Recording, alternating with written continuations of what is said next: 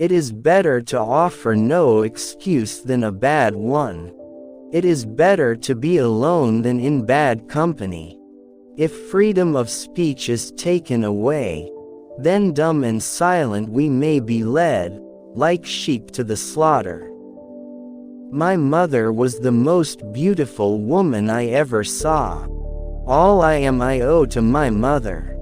I attribute my success in life to the moral, intellectual and physical education I received from her. We sainted Saint Tammany, King Tamenend III, because he embodied moral perfection and every divine qualification that a deity could possess. I hold him in higher esteem than the saints of the Roman Catholic Church. He'll forever be the patron saint of America. A primary object should be the education of our youth in the science of government. In a republic, what species of knowledge can be equally important? And what duty more pressing than communicating it to those who are to be the future guardians of the liberties of the country? Be courteous to all, but intimate with few, and let those few be well tried before you give them your confidence. True friendship is a plant of slow growth, and must undergo and withstand the shocks of adversity before it is entitled to appellation. But lest some unlucky event should happen unfavorable to my reputation, I beg it may be remembered by every gentleman in the room that I this day declare with the utmost sincerity, I do not think myself equal to the command I am honored with.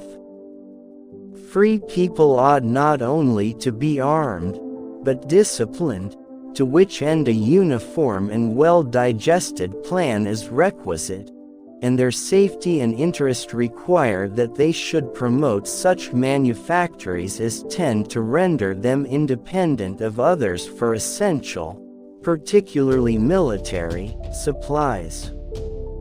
In politics as in philosophy, my tenets are few and simple.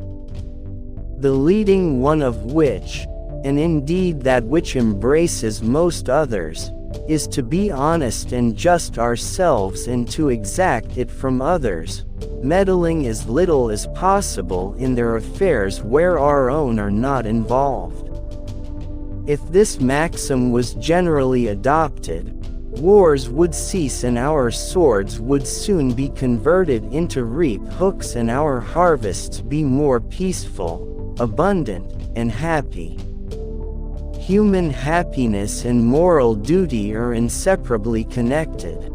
However, political parties may now and then answer popular ends, they are likely in the course of time and things to become potent engines, by which cunning, ambitious, and unprincipled men will be enabled to subvert the power of the people and to usurp for themselves the reins of government, destroying afterwards the very engines which have lifted them to unjust dominion. I hope I shall possess firmness and virtue enough to maintain what I consider the most enviable of all titles, the character of an honest man.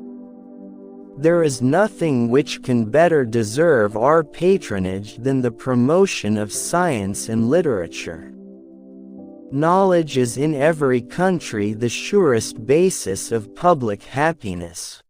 Guard against the impostors of pretended patriotism. Labor to keep alive in your breast that little spark of celestial fire called conscience. Perseverance and spirit have done wonders in all ages.